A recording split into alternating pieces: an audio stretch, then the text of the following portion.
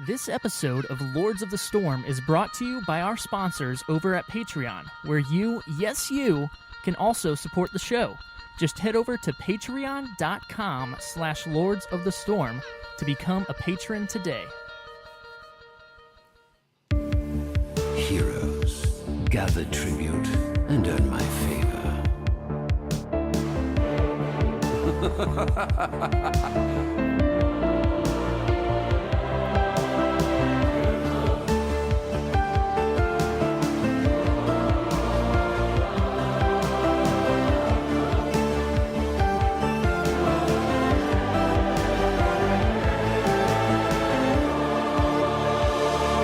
What do you say? Are you ready to begin? Hey everyone, what is up? My name is Greg Gizmo Zord Parker, and you are listening to Lords of the Storm, episode 139, the weekly Heroes of the Storm podcast for you, the true heroes of the storm. I'm joined tonight, of course, by Mr. Ryan TBK Zord Reader, and filling in for Mr. Kevin Multizord Ellis, we have Al Packazord Jennington.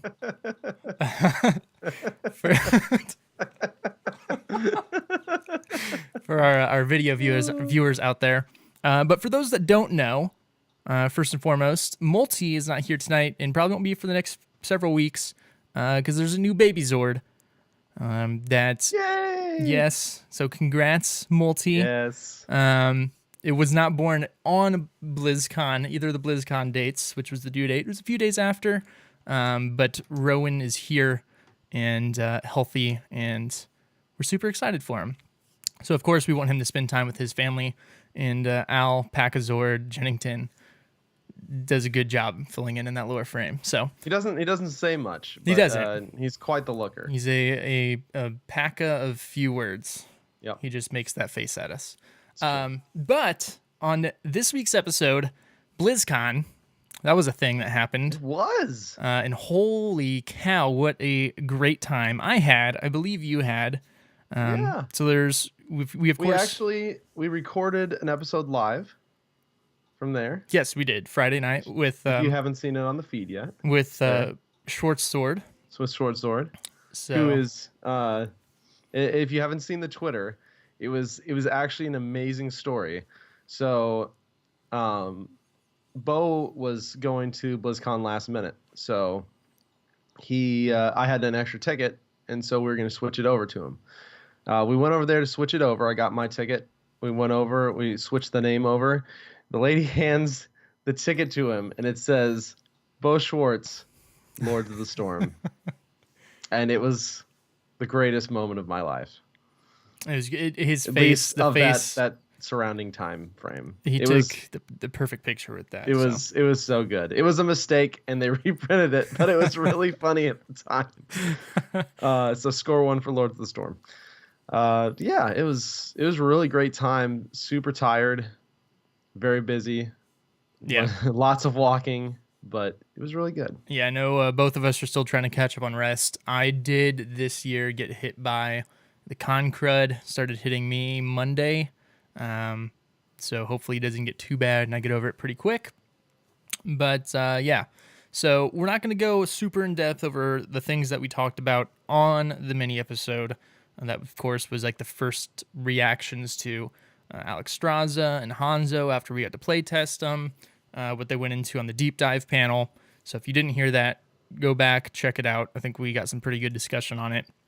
But we do have, again, plenty of stuff to talk about, as well as a couple interviews that we did at BlizzCon, one we did last night, to kind of wrap things up. So hopefully you guys enjoy. But real quick here, before we get into that stuff, what was your favorite part of BlizzCon? Not just heroes, overall. TBK. Overall, that's a hard one. I think I would say the cinematics, which were incredibly good this year. Not only the Alexstrasza Hanzo one, the Overwatch one was pretty decent. But the one that really got me, and I think got most everybody, was the Warcraft one. Yeah. Hashtag Sylvanas is my war chief. It's that brought out like so many crazy emotions so quick. So many feels. That All the freaking feels. It's incredible how they do that, and they keep upping their game. It keeps getting better and better. So huge shout out to them. Yeah, I asked that question, and I don't have an answer for that question. Everything was absolutely incredible, per usual. I will say, I give a shout out to Muse. So I went to that. I was only going to stick around for a song or two, just because I wanted to see them. I know who they are. I've used to listen to their stuff, but they freaking rocked it, and it was an incredible show, and I ended up staying for the whole thing. So. Also, shout out to Muse for making the Hearthstone lines non-existent and letting me play the PvE brawl immediately. Yeah, which I thoroughly enjoyed. But Muse got into it. Like their drummer was wearing some Alliance armor. Lead singer, rocked a Reaper mask for a little bit, did the Reaper pose, and it was a good time. But let's go ahead and get into all the things that is the podcast. Before we hop into the news, we want to give a couple shout outs to some new patrons over at patreon.com/Lords of the Storm. We have Zach R. If you want to shoot us what you would like your preferred title to be for next episode, your Zord title. And then we also have Father Dante, Gary I, and Chris F. So shout out to all you. Thank you so much for your support. We really, really, really do appreciate it. But now let's go ahead and hop on into the news.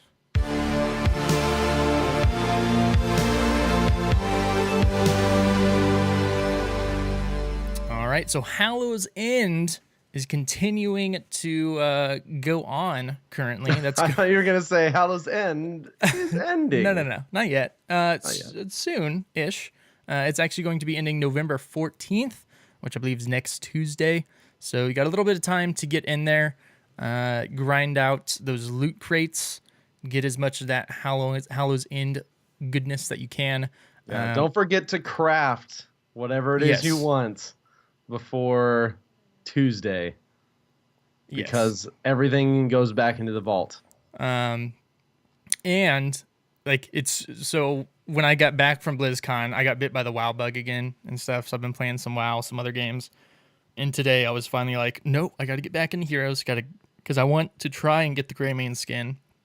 I will craft it if need be, but I would like to get that from a chest. Haven't done it yet. I still haven't gotten the Greymane skin. I still haven't gotten my Phantom Horse. I think those are like, I think I may get one of the Vampire Hunter Valir skins as well. I need to go back. I've gotten a Murky one. I got a Chromie one. Got a Brightwing one. Oh man, I forgot about the Murky one too. Oh, I may need to grab Cho'Gall too. Crap, there's so many. Oh, my shards. I looted a Cho'Gall one today. I've looted a Gazlo one, but I do need to craft for sure Greymane and Murky. And I did craft the ghost or the horse with a sheet of a painted horse on it. The ghost horse. I actually got that one. So you that was good. I want the Phantom Horse, the green glowy one. I think that's the legendary one. Oh yeah.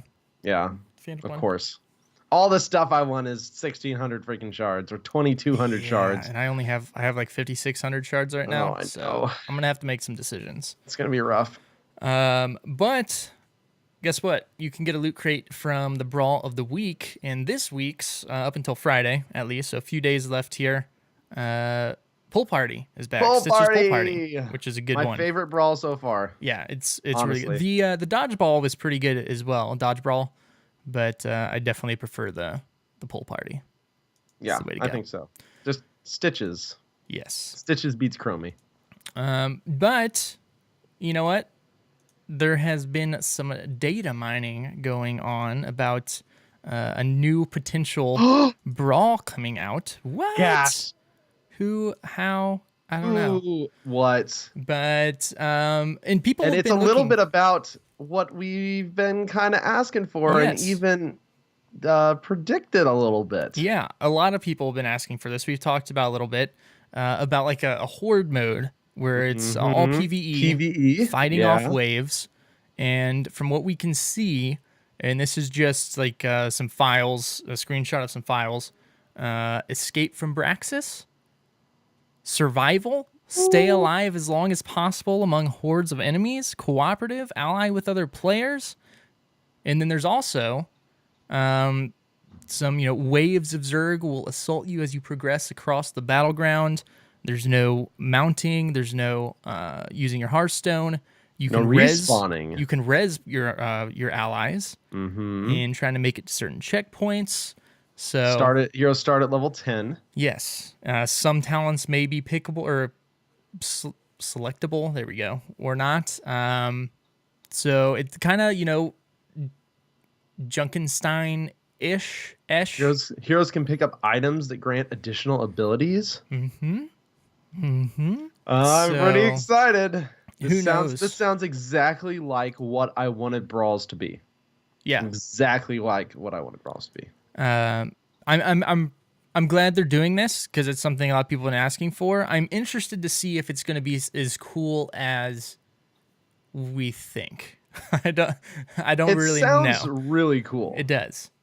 So hopefully it's cool and they'll do some more PvE stuff in the future. But no idea when this is supposed to hit. No idea if it's real. But Heroes data mining seems to have their game stepped up pretty high. So the chances of it being an actual thing I think are pretty good. That we'll see.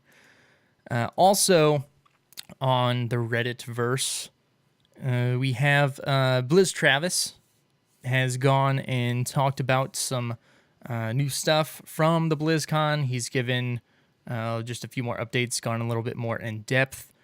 So one of the things we talked about on our mini-sode, our 50-minute mini-sode, was the new MMR system. The performance. I was going to say progression. Yeah, performance-based MMR system. A lot of people have had questions about that of, people are going to figure out, what stats each hero is going to be weighted on, and they're going to cheese the game, cheat the system, and it's not actually going to help the team. So he's kind of come in to clarify on some of that stuff, and he's saying, the way the system is functioning, they're not telling it what to weigh performances on. So the examples they gave, for instance, were the Illidan and Kerrigan. Illidan was going to be damage and camps taken. Kerrigan was going to be damage and CC. But they're not telling it that. The system is going to be learning from just people playing the game, and it's going to be comparing you to, the MMR you're playing at and what you're doing comparatively to other people playing those heroes, which is cool. And I think they said there's over 20 different things it can look at. Yeah. So you're not going to be able to cheese it by just doing one thing. Correct. Like it's a correlation or a compilation, I guess, of a bunch of different things that will end up getting you what you want. And he does go on to say win-loss is still the most important factor. You still only gain MMR when you win and lose MMR when you lose. But if you're performing beyond expectations for your current MMR, you'll gain more MMR on a win and lose less on a loss. The net effect is that over the course of multiple games, you'll more quickly arrive at the higher MMR that's indicative of your skill. And the opposite is true if you're underperforming. And so that's the whole example of how the bronze to master took in the old system 261 games, and in the new system took 150-ish games. And that was the new system, but still being match made using the old system. Mm-hmm. So in reality, it could potentially be faster. But it's going to be comparing your stats for people at your MMR, not, so you're not going to be, your performance MMR is not going to be based off of Grandmaster. Unless you are Grandmaster, then it will be. So it's potentially, again, I use the word potentially because I'm super excited about it. A little hesitant until we get it in game and test it out. But it's potentially really cool, and it doesn't sound like there's really ways to cheat the system. And you can totally cheat the system. You can cheat the system by playing well. Yeah, exactly. And it's still based off of win-loss. It's just, say if you play really well in 2 games, maybe you'll get the same points that you would have gotten in 3 games or 3 wins in the old system. So who knows? Yeah. I don't know. I'm looking forward to it though. I think this will actually make me try Hero League again. Mm-hmm. And Yeah. I have avoided Hero League completely the last 2 seasons in favor of just doing some kind of team league on the side, but mostly doing quick match and unranked draft. And for those that are wondering, this is most likely going to be coming implemented. They talked about sometime in December, there's going to be, or late November, early December, something like that, there's going to be a 3-week PTR. And that will most likely be Hanzo, this change, all the crazy changes like with the ammunition and the mercs and the laning stuff, as well as the camera change, most likely. So it's coming. This PTR that we're going to be talking about here shortly didn't have a ton of stuff in it. Most of the big stuff is being saved for this next longer PTR. And it's going to be a big one. Stealth changes, all the laning changes, the globe changes, the MMR, like the camera, it's huge. Yeah. It'll be interesting to see if everything makes it out for the start of or the next season, or if some things get held back, because these are the biggest changes we've seen in Heroes when it comes to gameplay. We haven't seen anything. The biggest change to Heroes overall is probably 2.0, but really after this might actually end up being from a gameplay standpoint. Yeah, well, for sure from a gameplay standpoint. This is probably the biggest thing they've done in a very long time. And I would be very surprised, especially since they are doing a 3-week PTR, I'd be very surprised if we don't see changes even during the PTR phase, much less when the patch goes live. Oh yeah.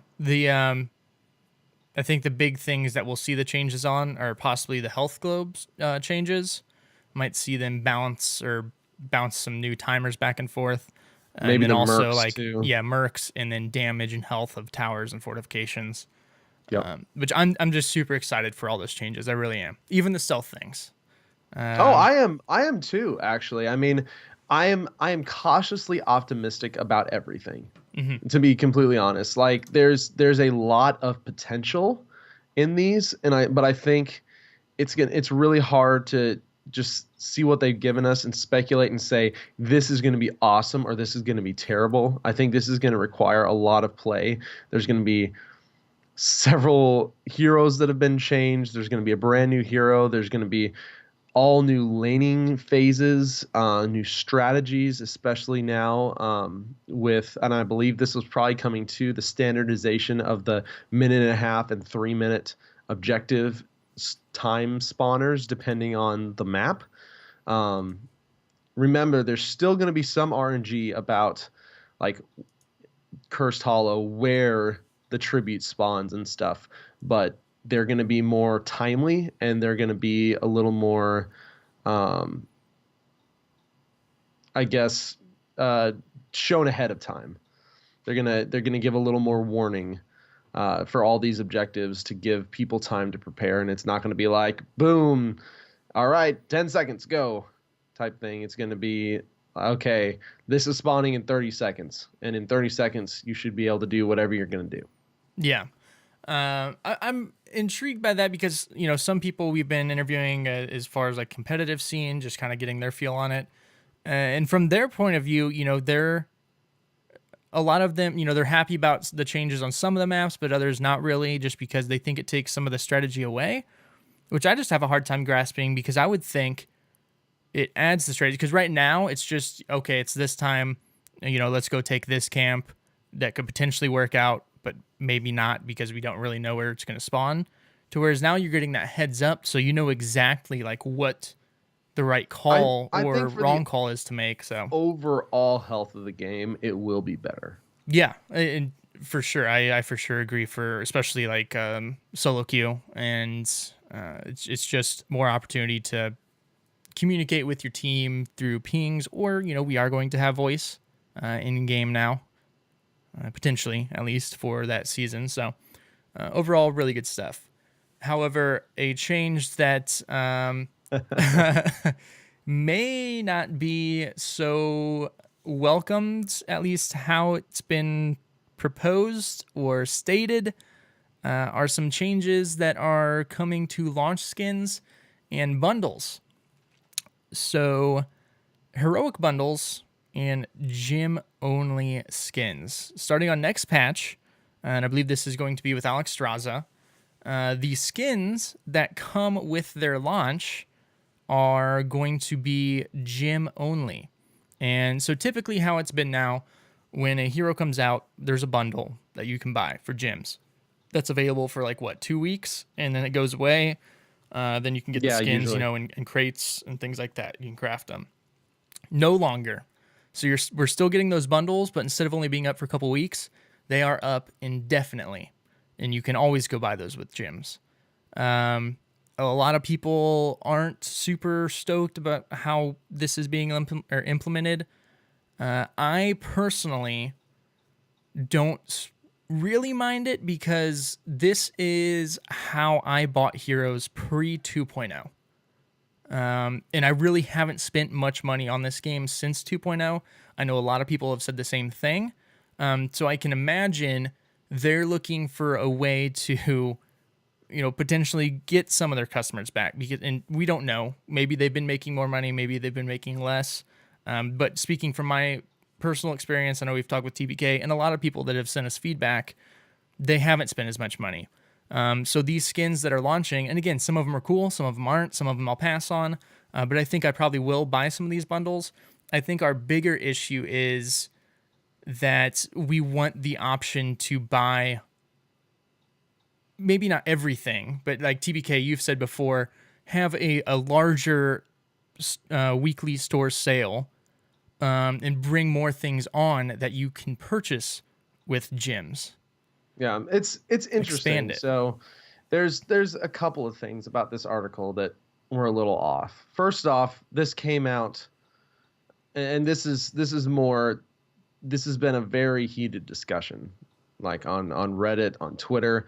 At one point after this came out, literally like half the threads on the front page were pertaining to this. It was a little ridiculous.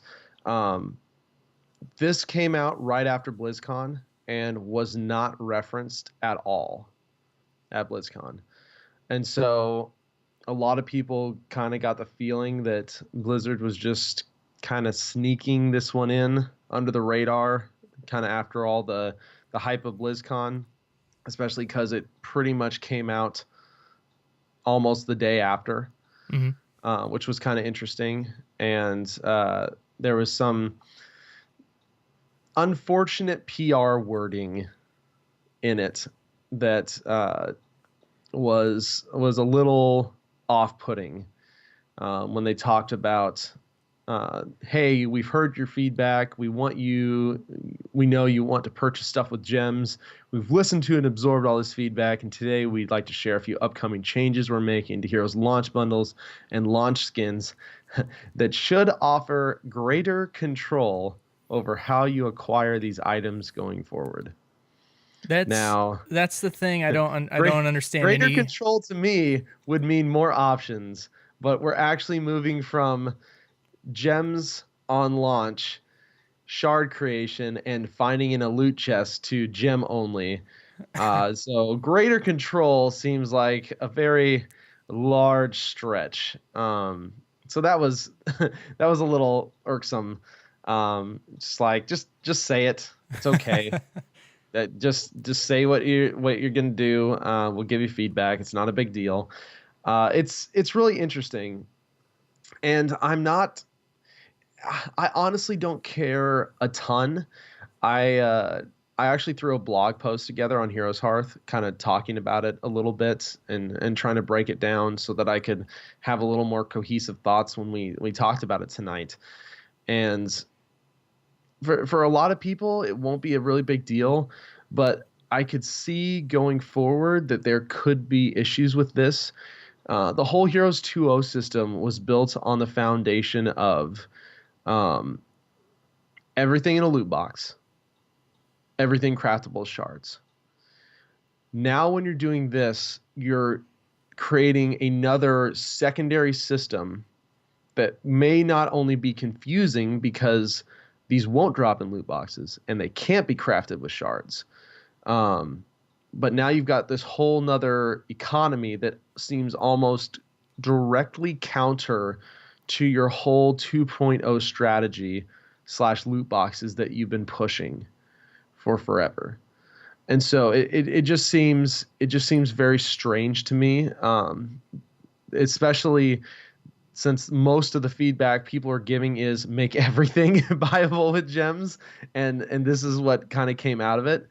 And so I kind of broke it down a little bit, and I think there's two possible compromises. I think it would be nice for these, if they want to do this gem only route, to even if there's a 2-week lag where it's gem only, it would be nice that after a period of time they become craftable. Even if they don't drop in loot chests, they become craftable, because then you at least maintain that consistency of that 2.0 economy, right? I think the better option, though, is to scrap this whole gem only thing and take another look at the store sales, as you kind of alluded to, because I've been talking about that the past few weeks, and I kind of laid out what I'd like to see. I would like to see not only the store get more items a week, but become less random. And so I use the example of, okay, so forget the gem only skins. Here's how the new store works. New score is every week or every 2 weeks. You take a mount, you take all that mount's tints. So let's say the direwolf, so the base direwolf and all 3 or 4 of its tints, bam, all those you can now buy with gems. You take 3 or 4 heroes, Vala, Uther, Malfurion, Tyrael, right? Now all 4 of those heroes go on gem sale, where you can get them for a reduced amount of gems, since you can buy heroes with gems all the time already. And then you take 1 or 2 skins per hero and all the tints of that particular skin. So like the Vampire Hunter Vala, and it's the base of that and all 3 of that, all 3 tints of that. And you put those on sale for gems. So now you have a single mount and all its tints. You have 4 heroes, and you have 1 skin with each of its tints per hero that are all on sale for gems. This would then make the store not only be able to offer more items, but be a little more consistent in just like, here's a random Tyrael skin, here's a random Diablo skin, because that sort of thinking used to work really well in a pre-2.0 world. But when you're in a post-2.0 world, tints matter. And there's so many tints now, the chances of them putting up a tint you actually want to buy with gems is fairly low. And so if you can do a store sale with this kind of consistency, then at least the players will know at some point the skin and tint I want will be on sale, and it will be more consistent. Or if there's a particular multiple particular tints I want, I have a better chance of getting them if you go through this hero by hero with 1 or 2 skins with all their tints on sale at the same time. Then you give a lot more choice, and you can rotate through those so people know that eventually, you can get to the one you want and boom, I can buy it for gems, or I can get loot boxes and try to get it that way, or craft it with shards. And so that just gives you a lot of ways to get stuff. And that type of direction doesn't take away and doesn't devalue loot chests like I think this gem-only skin stuff will, which is kind of their primary system going forward right now, unless they are specifically trying to move to a hybrid system, which it's just kind of weird. So I mean, there's a lot to unpack there, and this is breaking it down a lot, and we don't know what the reaction to some of this feedback will be. But personally, like I said, I'd like to see them do more with the store and make it more consistent than necessarily do something like listed launch skin stuff. Yeah. I do agree, and so we'll just kind of have to see what they do with the feedback, if they're going to make any changes, if that's going to get implemented for a while. So some potentially interesting stuff happening in the Heroes 2.0 structure that we'll keep our eye on. But also on November 6th, so a couple days ago, we had a PTR come out, and this, of course, is Alexstrasza in it, who, again, is a absolute blast to play. So if you haven't gotten in there, check her out yet, make sure to do so. But there are a couple other things. First and foremost, there is a Dragons of the Nexus event that's going to be happening from November 14th through the 12th, and that is going to be giving you some portraits, and of course having the 3-part quest that you can get in there, and some cool stuff for Hanzo and Alexstrasza, as well as some changes. They updated some more of the AI. Looks like 7 or 8 more characters. And we played against it at BlizzCon, and holy crap. Yeah. Because they didn't upgrade. They didn't just say they upgraded the AI. They said made improvements to battleground strategies used by the elite AI. Yes. And let me tell you, kudos Blizzard, it worked. I got my butt whooped. Although I will say my AI still feels dumb. Like, it feels like the enemy team's AI is like awesome. Yep. And mine's it did just feel like that. It was don't want to funny stand on my because heels. Yeah, exactly. Playing Alexstrasza against the AI was super hard because the AI didn't want to stand in your heal circle at all, and that definitely made healing a little harder. Yeah, and that was kind of my reactions of when I was talking about our mini-sode. That Alexstrasza, I think, could use some number tweaks. After seeing some more people play her, some people running some different builds, she might need tweaks in the other way. I've been seeing some pretty OP stuff with her. But again, like, she is just so much fun to play. But we are also getting some updates to the Battleground rotation.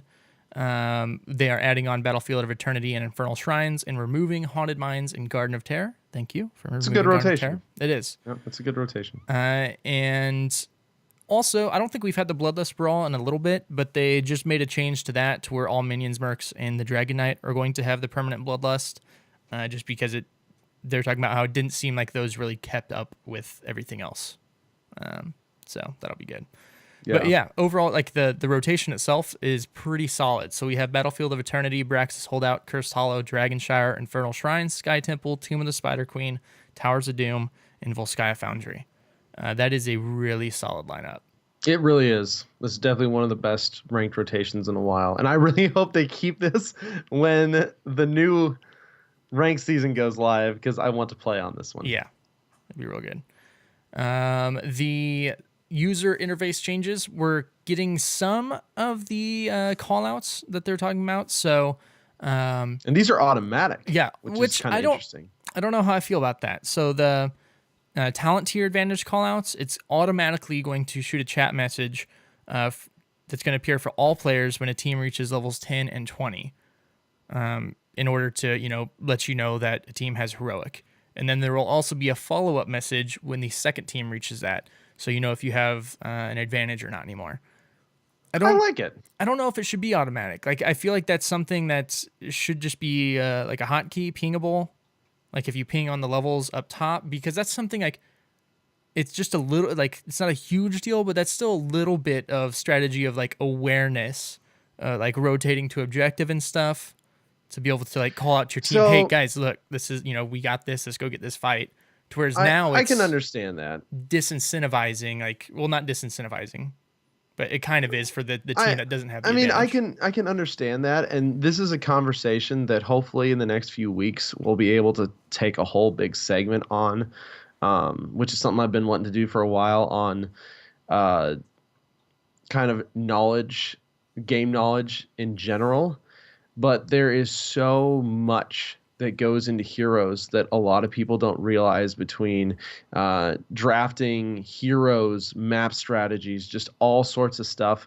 And so I'm actually all for in-game stuff to help people realize these things when they might not be aware of them, or they might not be seeing them, or in the moment they don't realize or aren't looking up at the level and seeing that the other team got 10 before they did.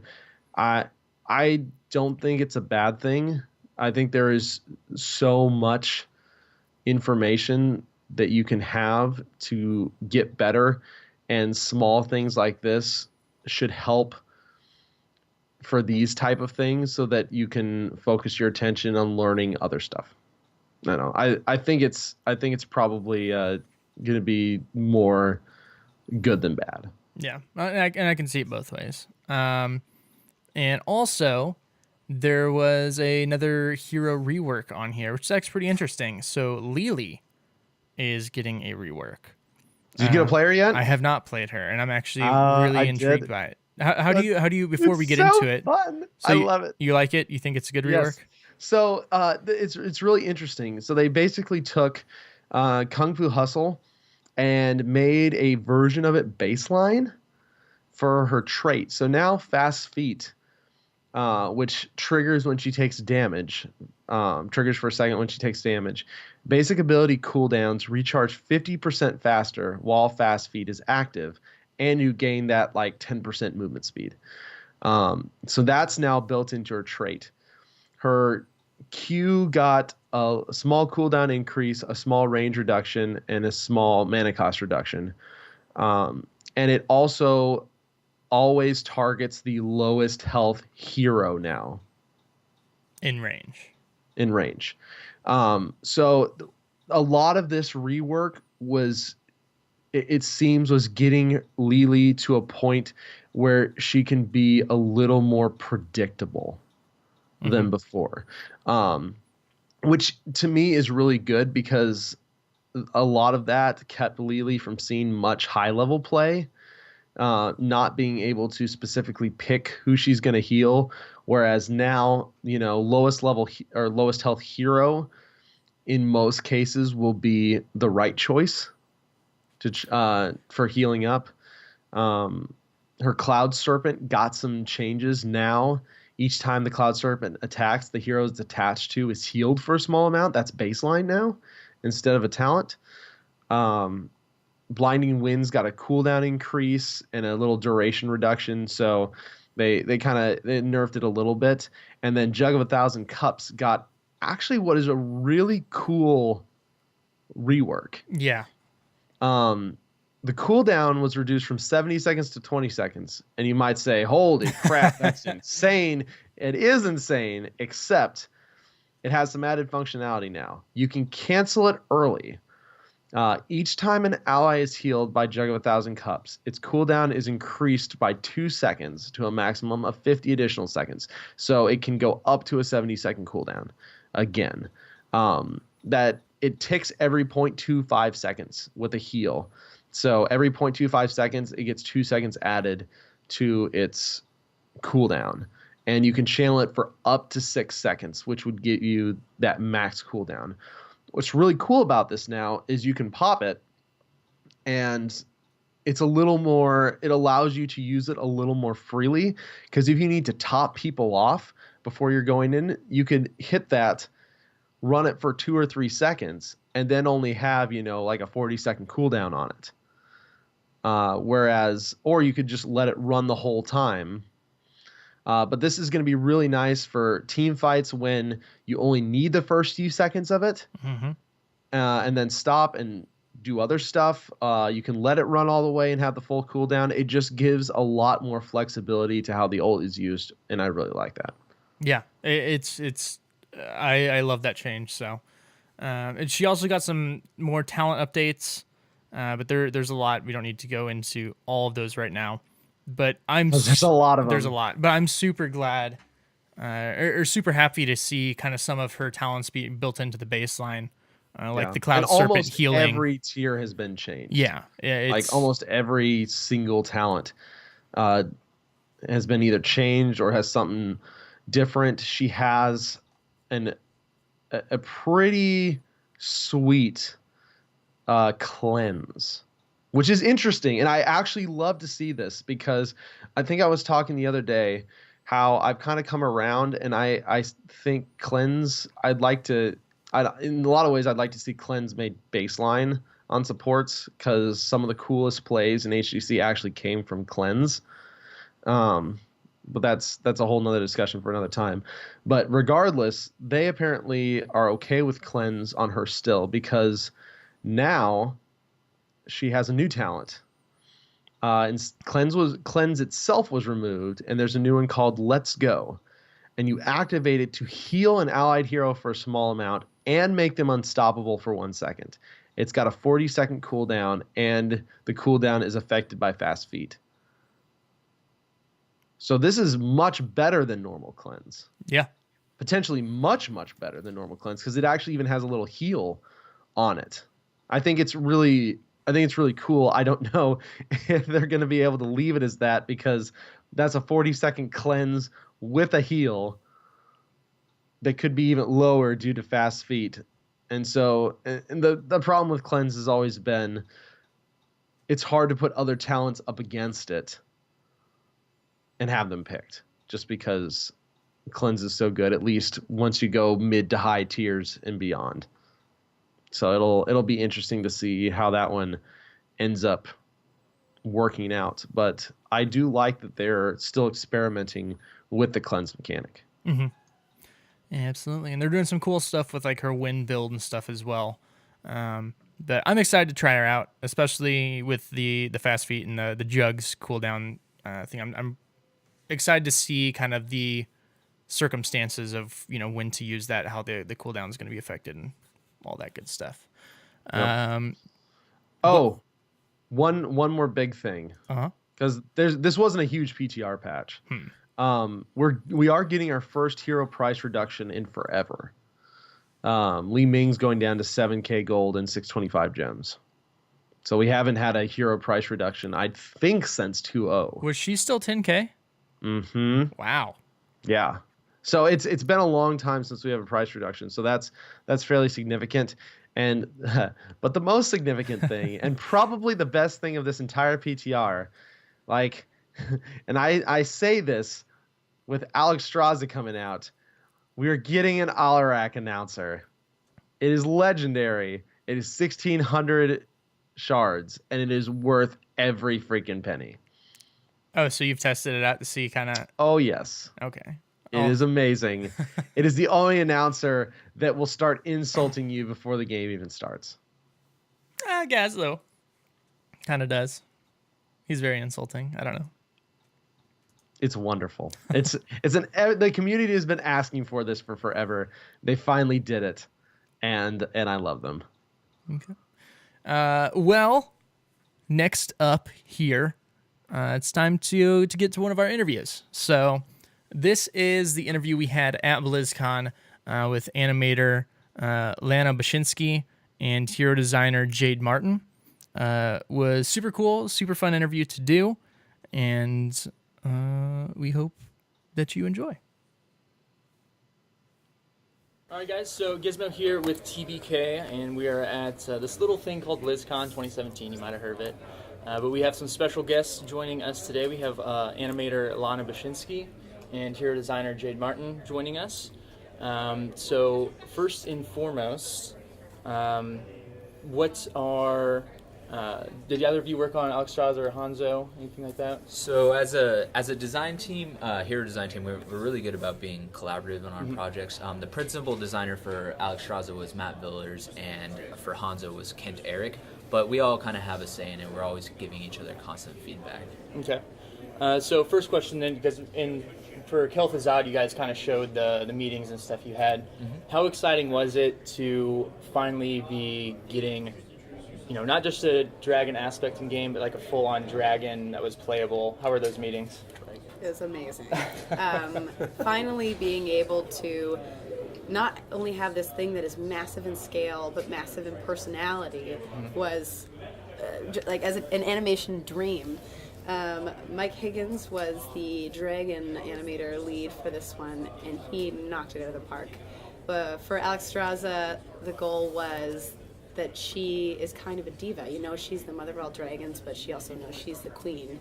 And so she's got this attitude that pulling it into the dragon was so much fun. Walks around the battlefield, dances, grooves out just like she would if she were in her elf form. and navigates the battlefield like a dream, and is a badass support to boot. Yeah, from a design standpoint, I mean, it's really cool. I think we all like dragons over there, so it's nice to see in the game. I mean, who doesn't love dragons, right? It's also a little scary, right? I mean, you do have this big model, and gameplay for our game always comes first, so we were a little bit worried how that would all come together. We did have this advantage of knowing that we were going to be pulling out the camera slightly to give you a better view of the battlefield, and with that, Alexstrasza was a beneficiary, so she is able to kind of fit on the battleground, and while her model is quite large, her unit radius actually isn't much larger than Asmodan's when she's in that form. So it took a lot of playtest and iteration, but we finally got her to a point where it felt good to play against, and she wasn't cumbersome on that battlefield. Excuse me. Yeah, that's great. Let's see. So you talked about the new camera being pulled out. Literally one of the sweetest changes that you guys could. It feels so much better. You don't realize how claustrophobic it is until you play with it pulled out. Yeah, I mean, it's funny because we all play on live all the time, and so we've been playing with this internally for probably the last 6 months, and it's just every time we make that switch, it's like, oh, please not be here, because we did pull it out, but it does, and it's, if I told you the percentage, you'd be like, oh, really, is that all? But it's like, it encompasses so much, and it really makes the game play and feel so much different. Oh, yeah. It is like a luxurious breath of fresh air loading up that build, because you suddenly see like this expansive world of the Nexus. It doesn't feel like these narrow hallways. It feels like you're on a sweet, expansive battleground. Yeah. So, Lana, for you, from an animation perspective, there's probably some give and take now with that being pulled out further. It's a little less detail, right? And so, as an animator, how do you go about compensating, I guess, for being pulled out a little more? It almost gives the animation team a little bit more leeway to do things. One of the principles of animation is exaggeration. When the camera's really close up, it's pretty easy to get these subtle moments, which are really nice for very stoic sort of characters like Varian or Hanzo. But then when the camera's pulled out, it gives you a little bit more leeway to exaggerate that character. So Hanzo, who's very stoic and still, he's this archer, sniper, super assassin. We can now add a lot more motion to him. He feels really aggressive. Michael Cuevas did this amazing leap. The trait over the wall is, if you slow that down, he's doing something on the artist stage later, definitely worth checking out, where he'll stretch the body like crazy, which if we were close up would probably look broken, but looks like this amazing fluid leap over the wall. So it's really an advantage to us in a lot of ways. Excellent. Well, as working together to create these heroes, has there ever been moments as an animator where a hero or a designer comes up to you and is like, "Hey, this is what I want to do," and you're just like, "What are you doing to me? How am I going to do this?" And what are some examples of that? I would say yes. Stukov was an adventure in animation. It was the closest thing I've ever done to doing anything very, very. It was one of the most technically difficult pieces of animation I'd ever had to do for the game. Was the everything he had to do with the arm, flailing swipe, massive shove were absolutely as soon as we saw them, we knew it had to go in the game, and we worked our butts off trying to make sure it happened. But as soon as it happened, it was like, yes, no, I know I'm going to be working a lot on this. And then, of course, Alexstrasza, the dragon, blessing and a curse, got to figure out how to navigate those waters. Huge. We have this thing where characters, the game has to be really responsive. It's all about gameplay first. It's a competitive esport. We want to make sure if you suddenly want to book it in the other direction, you suddenly want to turn on the other team, you want to feel that. You want to turn around and be on the attack or on the, The rat. But you're a big dragon. If you were just able to be like, peace, it would feel pretty whack. It would feel a little bit broken. And so we actually ended up getting new technologies so that when she's turning, if you start clicking your mouse away, the whole body curves and you can feel her navigating through the thing. There's the Hero Deep Dive panel today at 1 p.m. Shows sort of the before and after the turning tech. It's going to be worth looking into. Very cool. It's probably even more so because characters like that are double the amount of animations, and and work even on the design side you have to do, because it's a whole not fully extra set of abilities, but you have to now augment, and in the case of the E, completely different than the Fireball. Yeah, so I mean, we want that when you go into that second form, because you're not always in it. We want it to feel familiar to you, right? So her Q and her W do kind of play similar to her Q and her W in human form, but like you said, her E wing buff, that she gains this huge gigantic wing flap, and she can kind of knock people back and keep her allies safe while they're standing in her circle of healing. But yeah, it definitely takes a little bit of extra work on the design side when you're designing two sets of abilities, and then you have talents to think about that, how they're going to interact with both forms, right? Sure. So from a design standpoint, kind of shifting to a little more generic stuff, with Ana coming in, we got a brand new effect, Sleep. And so when you're creating a hero, are you limited when you want to create a new status effect for a hero because of the UI and because of the interactions, or when you come up with a good one, do they say, okay, that's good, but let's make that useful for several heroes coming down the path? Or so so that's a really good question. We're never going to say no to something just because we're worried about maybe UI issues or tech issues. Like, if it makes sense and if it's something we really want, in Ana's case, having a sleep is very iconic to her, right? Sure. So we definitely want that. And the truth of the matter is like a sleep is a CC type that we could use going forward. It's like adding another little tool into our toolkit, right? We're able to, repurpose that in the future if need be. So, I mean, a good example of this is like Gul'dan has Horrify, which is fear. We haven't used it since, but it isn't because we don't want to. It's just we'll do it when it makes sense. But we really knew that a Warlock had to have a fear, right? A Warlock without a fear is probably not a Warlock. So it was really important for us to get that in, and we worry about the UI. I mean, we talked to all the teams beforehand before we do any of this to see the feasibility. But as long as it's well within our scope, we won't shy down from it. Okay. All right, another hero design question. So we got some pretty big changes to fortifications, infinite ammo and stuff now. Yeah. Going forward, creating specialists, is that going to kind of make you have to steer in a different direction when you're designing them? Or, because Sylvanas and stuff is obviously going to be even better now against the towers. Right. But like I played with a Murky yesterday, and he was just doing his pushing thing, and you could definitely tell like it slowed his push down quite a bit. Yeah, so heroes like Murky or Zagar are definitely going to be a little bit more affected by this, but when they do take those towers down, it's going to be a lot more meaningful, right? Because of how strong towers are. So that's we have tuning knobs there for both like Zagar and Murky. Sylvanas is actually a little bit stronger. And we've kind of made some balance changes to them to compensate, knowing that we are going to be making these changes. Making specialists going forward, I think there's kind of this almost misconception with specialists that they have to be like a pusher, that they have to be good against structures, and that's not necessarily what that role is meant to be. It just kind of works out that way a little bit. The specialists are more of they do something special outside of the norm of maybe an assassin, a warrior, or a support. So if we were to say, if we're going to make a pusher hero, we definitely have different things to think about. But as far as specialists, I think that role still kind of stays unchanged. We reserve that for an iconic special type of hero. I also think the specialists are typically pretty good at taking camps of mercenaries, and now with the new mercenary changes, they have that advantage to help them in their push. Yeah. They have the spell armor aura coming from the wizard knight. If there are siege giants coming the other direction, they can dodge those attacks. They can take a camp of siege giants without taking any damage. I love that you guys switched that back. Yeah, it used to be like that. It used to be like that, Long and we decided, we did like that functionality. It allows you to kind of show your individual skill when taking that camp, if you can come out of it unscathed with the siege camp. We also have the Hellbats on the StarCraft maps, who probably have my favorite change to how they function. They actually reduce enemy armor. It's a stacking debuff up to 25 armor. Each stack applies a 5 armor debuff, but it actually works against structures.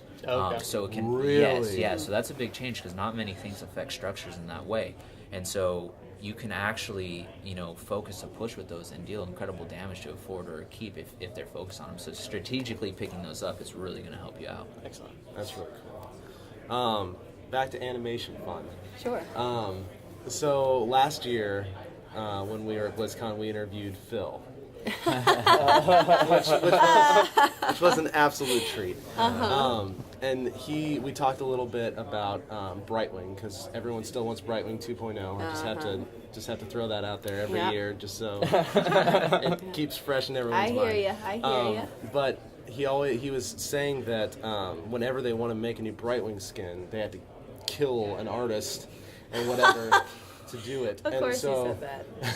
And so I was going to ask you, Brightwing is on an older system still, or I wanted to find out, is there a difference between some of the older heroes, or are there some heroes that are still using older tech to where it does make it harder to do things with them whenever you want to make changes or skins or that type of stuff? Older tech is a pretty aggressive way of saying that. Heroes as a team, the way that we started and where we are now, one of our company's core values is learn and grow. And Heroes is such an amazing example of that. Sure. And as we're growing, we have collected this fantastic team of technical artists who have changed the way that we create art so dramatically that it's not like the tech that was there before is unusable garbage. It's just now we have so many tools and it's so luxurious and things are easy that going back to some of those old rigs is like, okay, now I remember these days. And that's all it is more than anything. Is we don't have our fancy tools. So it's just more manual. It's definitely more manual. So it's a more difficult workflow to go back to those older heroes. But Are there a lot that are still using those older workflows, or have some been converted over? I honestly could not tell you. I don't know off the top of my head. I have the memory of a goldfish, which is why my desk is covered in Post-it notes. They did the Resurrecting Kel'Thuzad videos at one point. They show my desk, and I got a lot of tweets being like, "You're a mess." So that's no, it's interesting. I was just kind of wondering how that worked, because I wanted to kind of correlate that statement. So it's not that it's necessarily older. It's more manual compared to some of the newer stuff. And some of the newer stuff, I don't want to say it needs it, but when you're working on Alexstrasza and you're working on this huge dragon, if you don't have some of the amazing tools we have now, it would have been a lot more to bring a character like that to the Nexus. So it actually allows you now to do more complex, complicated stuff that you couldn't maybe have done before. If you can work faster, you can do more badass stuff. Sure. More time. Yeah. And you did a good job with that. Alexstrasza is a great example of that. So Junkrat animations. First off, he has the best dance in the game. I just taught myself how to do that dance a few weeks ago, and then I saw that he can do it, and I was like, yes. Well, thank you. And then you talked about the fist pump, going back to Fanatic. Yes. Are there any other cool things that you've either done in animation or hero design that was inspired by community events or big moments in esports? Big moments in esports. We have like the mounts. Esports, the HTC, as soon as this whole year is the first year that I've really personally invested myself in it.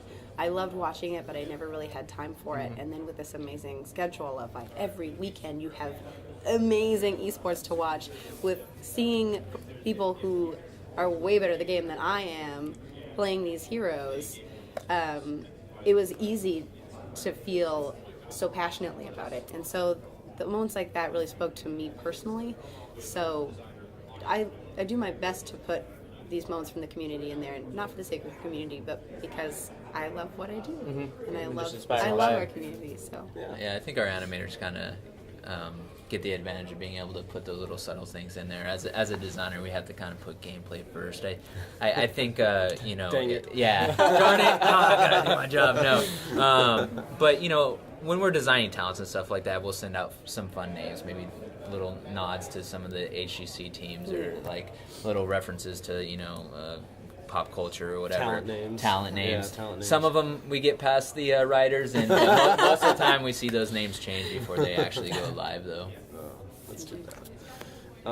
So I know you didn't weren't the primary on Alexstrasza, but just kind of this has really been the year of supports, which has been amazing because it has been honestly really needed. Yeah, from, absolutely. From a gameplay standpoint. So from support development, just as a game designer, things have evolved a lot since just support ideals, and so what do you look at when you're creating a support now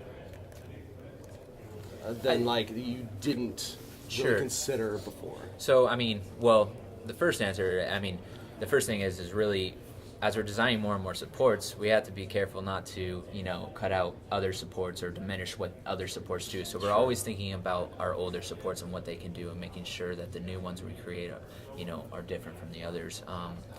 Healing is pretty important to a support. Being able to sustain your team is important. Maybe some form of CC. We look at giving them. It doesn't necessarily have to be a hard CC or anything like that. Alexstrasza is a really good example of that. Her E Flame Buffet is a slow that applies additional damage the more you hit the target. And then her Wing Buffet, when she goes into Dragon Queen form, is just a knockback, right? So you don't have to necessarily have CC, but it is important to have some sort of appeal, not only for her, but her team as well.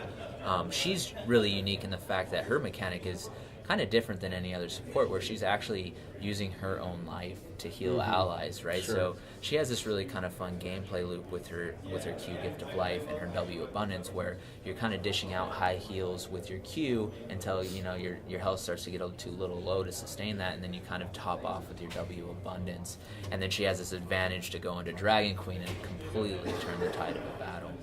And those are my favorite moments as an artist and as a game developer, really. I feel like the whole team works really hard in this collaborative effort to bring the fantasy and have it sing all the way through. It's not just in the voice lines, it's not just in the animation, but the design is considering, like, she's the life binder, she's the aspect of life, and she's the Dragon Queen, and she's giving herself to you. And that's like a poetic thing that we can pull through every piece of her development. Okay.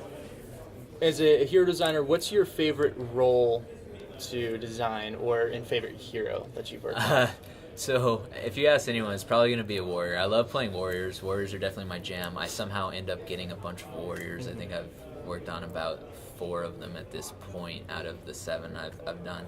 But I do enjoy it because I think warriors are fun. They're frontline. They get a lot of fun tools in their kit. If I had to pick a favorite hero, man, I always say Dahaka. He was my first, and I really enjoy playing him. So I always go back to Dahaka. But I will say, Alexstrasza is having me rethink about how I play support. So I really actually enjoy her because she definitely has a lot going on in her kit. You're thinking about your own health. You're thinking about Dragon Queen when it's up. You're thinking about area with her W. And so she's really fun. So I can't wait for her to go live. So yeah, her kit's amazing. It actually reminded me a lot of like support Gul'dan, because you still have the slow kind of your CC, which Gul'dan, doesn't his E have the slow? It does on a talent. Yeah, on talents. Yeah. And then still balancing your health, and then you have talents of a way to get back your health. So it's a cool game there. Yeah, exactly. But so you worked on Garrosh, which has an amazing kit. Oh, thank and when you. he first came out, there were a lot of people, I think us included, were worried about if he was going to be able to fill a solo warrior role. Yeah, absolutely. Which very clearly he can now. Yes. And he's been doing amazing. Just yesterday we've been seeing the Diva destruction with the throw. Is that something when you're designing him you thought people were going to take and throw Diva's mech? So we definitely test some of these things internally. So previously you were actually able to throw like an ETC mosh pitting like internally, and then we were like, no, this can't just work. This just can't amazing. work. But as we go through the playtest, we're like, oh, what can we do to kind of have these synergies? And I actually lobbied for Into the Fray, which is the one that allows him to throw allied units, because of these moments. Because I think you create these cool esports moments. Seeing nuclear explosion yesterday with Diva and seeing that, I know that it didn't work out as much, but you definitely got some cool moments where it did explode and did get some good damage on the enemies. So we're constantly looking at what we can do to have heroes synergize with other heroes. That Into the Fray thing is so much fun It when is. you're playing as an ally and you're like, oh, they're gonna escape, and suddenly that's like, ugh, and you're like right there and you secure the kill, or you think you're gonna die and then suddenly you've escaped. Yeah, that's actually probably my favorite moment with him, is when you're actually saving an ally with it rather than kind of throwing him in, because you just feel really good about it. Mm-hmm. And Hanzo almost has like a one-man into the fray where he's gonna leap over the wall and suddenly he's like out of there, peace out, he saves himself. Or somebody's like leaving and he's like, no, I got you, and he's over the wall, and that's it. Well, that's it for you. For me, into the fray, I'm a decent player. I'm not great, and especially in solo, that's a hard talent to use. So I personally use into the fray of, oh, I'm getting out of here. I'm about to die. Hey. Thanks, buddy. Your life reminds. Hey, that is a very garage thing to do. So I think it's totally fun. Exactly. One of those into the fantasy, right? It's like, hey, it's me or him. I'm getting out of here. You method play garage. It's great. That's why we don't play with you. Yeah. When you play garage. I don't play garage that much. Speaking of Warriors, though, in 2017, as I was saying, was kind of the year of supports.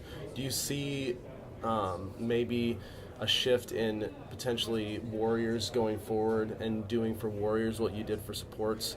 So we're like, from a design standpoint, are there still like niches you want to fill with Warriors? Oh yeah, we definitely have some Warriors in the. I don't know. We have some Warriors planned out that I think people are really. There are enjoy. Warriors coming. Yeah.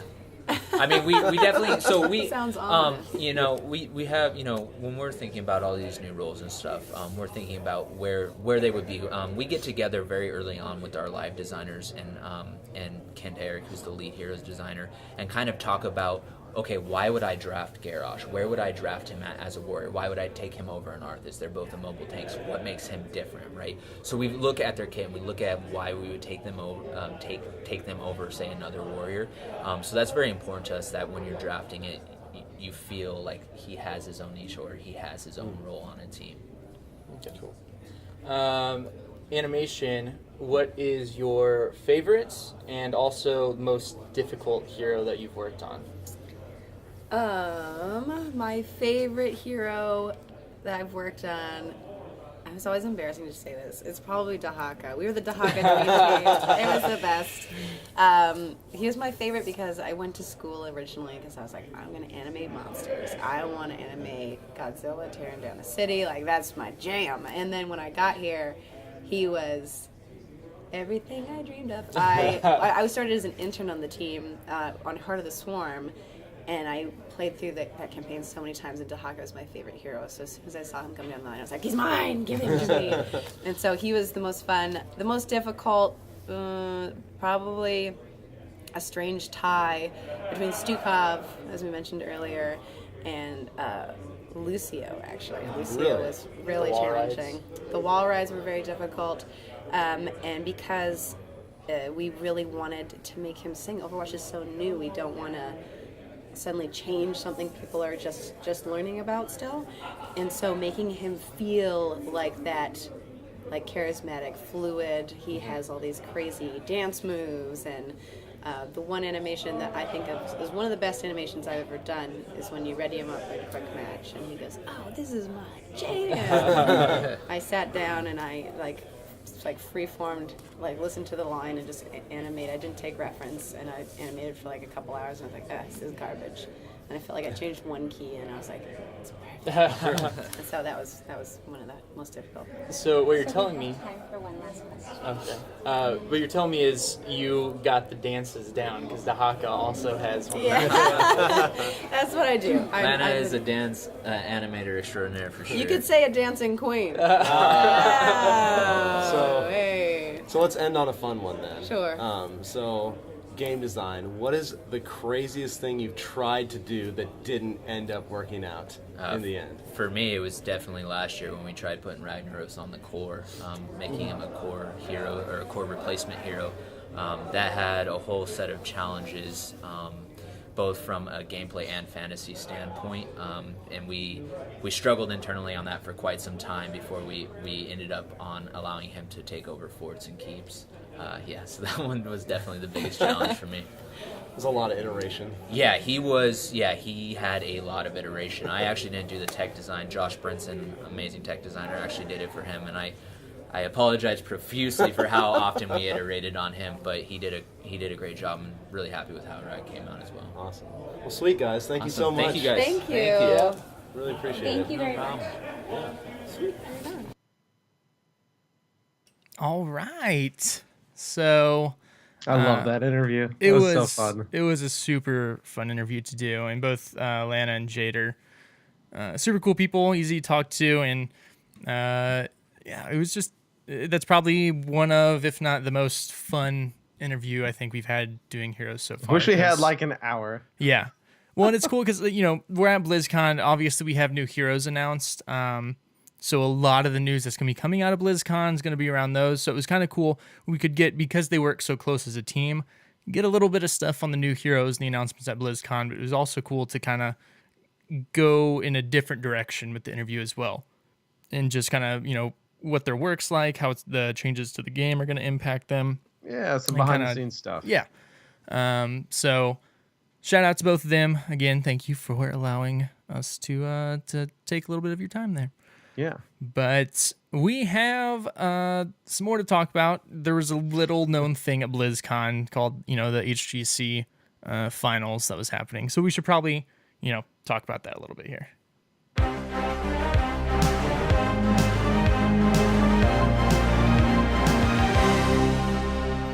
All right.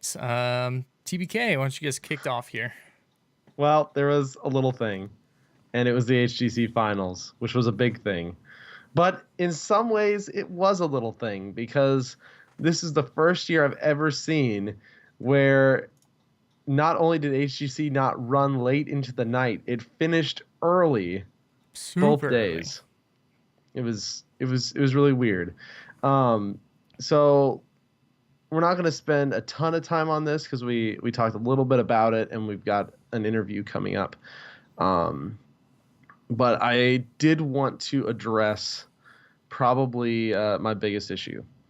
Playoffs were really good. I was really excited for playoffs. It was a nice double elimination. There's a lot of good stuff that happened there. And then we hit the finals. And we had a best of 3 single elimination in the top 8 of the biggest tournament of the year. How the heck did that happen? Especially with, we have our own stage this year that we're not having to share. Sure, they don't want to go super late into the nights like they had in games past, but there's no, you know, it's single elim. There's no losers bracket, so there's no reason to have a best of 3. And I think, I think that potentially definitely impacted some of the outcomes. The most notable one probably being Dignitas losing to Team Expert 0-2. You know, that's kind of what those best of 3s can do. And yeah, it's really weird. And again, like, you know, I'm not mad that it got over early, because we were like, oh, what are we going to do? We actually have free time at BlizzCon to go check some stuff. So, you know, I got to see the closing ceremony and everything. But for your biggest tournament of the year, it definitely felt a little weird. Yeah. But yeah, I don't know what happened. It must have been done early. I mean, we saw a lot of their other tournaments use pretty decent brackets. I was okay, honestly. If the whole thing, the whole final 8 had been best of 5s, I would have been okay about it. I would have liked to have seen the finals as a best of 7, and the quarters as a best of 5, the semis as a best of 5, and then the finals as a best of 7. I mean, that it just seems a little more fitting to have the biggest tournament of the year be the thing that's, with the most stakes, be the biggest. I mean, you can cheese in best of 3s, and I think so. The quarterfinals actually suffered because it was best of threes, because we saw some legit ridiculous comps from some of the teams in an effort, I think, to try and cheese some wins out. And so that was it was a little disappointing because you have to, in a best of fives, you really can't cheese it. You have to legit win. You can cheese a game maybe, but you have to legit be able to beat the other team. It's possible to pull out 2 cheese games to win if the other team's not expecting it. So I think overall, like, there were some really good games, but the format was pretty disappointing considering how well a lot of the other tournaments were handled. I did enjoy the top 8 going through more so than the group stage playoffs, because the group stage playoffs had a ton of time between games and between sets. It was so long. And then at BlizzCon, they really, for the most part, condensed that down a lot better and were a lot snappier to get through the games and through the series. So I don't know. That was my biggest issue. There were still a lot of good games. There was a lot of very high level competitive heroes, but the format was definitely lacking, especially compared to some of the other events. The production at BlizzCon itself was very high. I was very impressed, and the crowd, especially in the semis and the finals, was packed. Yeah, It was they filled it up. Completely packed house, and then further back, it was insane. So there's so much energy. It was so fun rooting on, trying to root on the NA teams, and then rooting on the EU teams when NA didn't get through. I am fairly proud of NA, though. We got a lot more accomplished this year, even though we didn't move forward. We got all three teams in the round of 8. We took games off of both EU and Korea. So definite improvement, definite progress over the course of the year. Not there yet, but it's it's tough to do stuff when you have teams like MVP Black just so insanely dominant. Like I was just so impressed with Black's plays. The amount of coordination and mechanical skill just shows how high of a level heroes can get to at the top. And there's so much strategy, so much depth. And I think it also highlighted that draft is incredibly important. There were many games that were lost because of poor drafts, not because of poor mechanical play. So that was really interesting as well to see that very much highlighted in some of those finals games. Yeah, for sure. And overall, like you said, there were some really good games. The crowd was hype. It was awesome to be there. I don't think it was the best gameplay or matches that we've seen, most exciting, but it was definitely a good tournament, with the exception of a few games were just super weird. But we'll get into that with our interview here. But I guess we'll go ahead and kick that off. We did talk to J-How. We did. We talked to J-How good stuff last night. I'm really glad that we were able to get this through, because it's very relevant now versus a week or two later when a lot of this stuff isn't as fresh. But he has some really good insights. Like it's just as far as the casting and analysis, he really killed the analysis this year. I think I would honestly say he's probably the best analysis that they have. Yeah, absolutely. And breaking stuff down. And he goes into kind of how he preps for that, which is insane here. So yeah, enjoy our post BlizzCon interview with Mr. J-How. Hey everybody, TBK here, along with Gizmo and the wonderful J-How, and we're just going to talk to him for a little bit about the HGC Finals that just happened, get some of his opinions and perspectives, being a caster who actually was up in the front lines of this thing. So, Jay Howe, thank you so much for joining us. I know no problem, everybody's man. tired. Love talking about some heroes, so let's do it. Well, we appreciate you.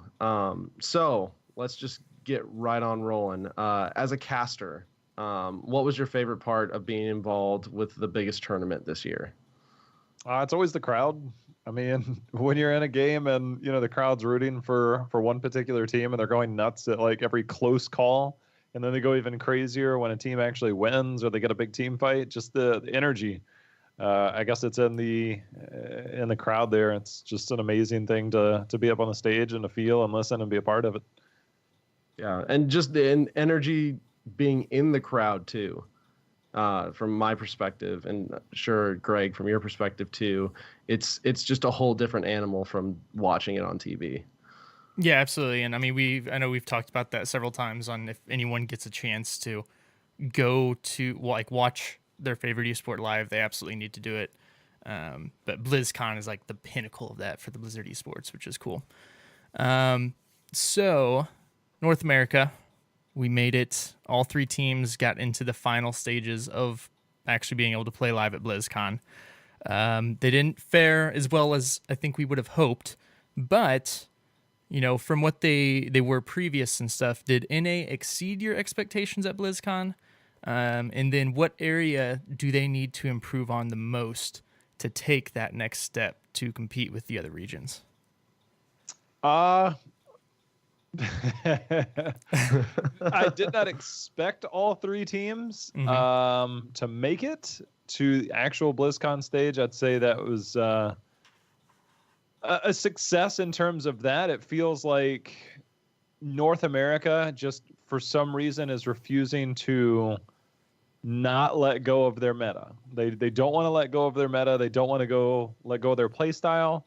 And these are big things that, I've researched every single one of the teams, and you can see very distinct patterns in terms of macro games and the core concepts behind some of their drafts. And it seems like everybody else is just kind of a step ahead, and it's always about, just these weird comps that North America tries to pull out, which they're great when they work, but it's when you get to the upper echelon of competitive heroes. Now, best of 3, you might get away with it. But when you get to the upper echelon of heroes, like teams are quick to adapt. They're not ignorant at that level. They're very aware of what you're trying to do, and they can adapt much quicker while they're also drafting towards the map. We see some of these teams, they draft like full macro or full team fighting composition, and to a certain extent they will work, but they don't always come through in full force. And it just seems like all of these things from a macro perspective need to be addressed. And it seems like every time we get to a global stage, whether it's one of the clashes or one of the international stages, everybody feels like they have to get weird with their meta. And I really wish that North America would just develop a macro style meta that's just like, look, we can play standard, but we have these strategies, but if you run them all the time, or they just are like way too far on one end of the spectrum, then I think you're always going to stumble when it comes to the upper echelon of teams. Yeah, for sure. You did mention, as you were talking there, how much all the research you did, and I don't think everybody realizes how much work actually goes into this, into your prep. So can you walk us through kind of what you did to prepare for this? Because I know you spent like a butt ton of time getting ready. It's a it's just like a multi-dimensional approach to the way that I do it. And, for the longest time, you can kind of look at drafts and kind of see like what their thought process is, especially when you look at draft order and bans, you can kind of see the thought process. But, with the league format, it gives me a lot of material to watch. And so basically I've watched like 90% of North America. Obviously, due to travel and stuff, I don't always catch it all. Probably about 75 to 80% of Europe. I don't really necessarily watch the bottom teams when they're playing each other there. Korea, obviously check in on their top 3 teams, top 4 teams at this point, but top 3 teams more importantly. And I even casted a little bit of China. So, I see every region. I flew over to Southeast Asia multiple times for that region. So I see all of it, right? And so I really think that just studying the drafts does a lot. But when you actually see the draft and what they're trying to do by watching the replays, you can see their mentality of what they want to do with their draft styles. And so you can recognize in different teams that the reason they draft certain things is because they have a certain macro that they like to play. And everybody knows from a very generic standpoint, MVP Black will look to take a team fight before they set up their macro. They don't necessarily use their macro to set up team fights the way that other teams do, like a Fanatic would. And so you can kind of see the way these go. And then there was another part that I took this time to where I was watching replays to kind of differentiate what makes certain players better than each other. And the only way I could really do that is to get the replays myself, watch the replays from that person's perspective, watch it from their fog of war, and not do the overall observer. You have to see like what goes into their thought process. And I did this with some of the shot callers. I did this with some of the tanks, things like this, on what is their thought process. And again, you can continue with the fog of war to see, what they see and why they make some of the decisions that they make. You're not always right, but you can kind of see it as it plays out. And it all falls back to the core concepts of their drafts. And you can kind of further your knowledge in terms of what their core concepts are on any given map, on any given rotation. You can see tendencies that kind of show up. So I took this big approach of studying all the drafts, watching a lot of, just HGC in general, watching the replays from an individual perspective to try and differentiate what makes certain players better than others. I watched every single Vala game from the 3 main ranged carries in North America. I did it for a couple in Europe, a couple in North America. Same for Tracer, same for ETC, things like that. To kind of see like the different play styles. And there's certain things you can point out on why the success of some of these players is going to be higher than others. And, I tracked individual skill shots. So it was just this huge, huge in-depth approach to where I spent many hours of time to prepare. And so when I got to BlizzCon, it was a very interesting approach because it just felt like, outside of the really weird games we would have, you could see what they wanted to draft, when they wanted to draft it, and what they were going to do with it. And it just felt like I knew what they were going to draft. When they knew what they were going to draft, I knew exactly how they were going to play it. So it was a very different approach to watch and understand and comprehend at a level that I don't think I had before, but it was due to an insane amount of time that I put into it. So it was a very different approach coming into BlizzCon. Okay. And I mean, you got to the point probably where, and I know there's been talk of this before, and there's a lot of truth to this, that you can look at 2 drafts and almost tell who's going to win before the game even starts. Is that right? On a blind scale, I think so. But again, there are certain teams that will do things differently with their drafts. And it's kind of like if you go to the grand finals and you see the way the MVP Black played their draft, which was a triple warrior, Abathur, solo support composition. And you can see that the way that they pick their talents and things like that is different than if you were to see like a Team Liquid that would run like a similar strategy, something along those lines. And it would be a very different strategy, the way that teams approach it. And the way that Black approached it was not their style. So that one was probably the one that threw me off the most. But you can see that the success rate will also depend on the teams that are running it in a certain extent. So you can look at the draft and say, all right, they've got a handicap. They're really doing it differently. But if all conditions go well, the success is going to be higher. And again, better teams will adapt on the fly a little bit better than others. But I'd say you can win a lot in draft, and I'm not going to argue that, but I will say that after doing the research that I did, I have a much different approach in terms of like the percentage value. I would say is in terms of like, okay, they drafted this way, they drafted this way, so my percentage level might be, all right, instead of it saying like 90-10, I'd say this is probably like 75-25 in terms of odds to winning percentile odds. So I'd say yes, but I would say adjust it slightly. After I've watched a lot of it. No, that's really interesting. So while we're on the topic of drafts, what the hell were with some of these drafts at BlizzCon? So you mentioned the 3 Warriors, Abba, and I think it was Karazim. We had the Lost Vikings drafted into a Zeratul Greymane that were already on the board. We had the Stitches Medivh. So you already talked about how you spend a lot of time kind of studying the drafts, and then you talked about how North America seems to be kind of stuck on their drafts in meta, which why they didn't rotate out the Vikings, who knows? But as a caster, do these things, how difficult does it make it when they come out and catch you off guard?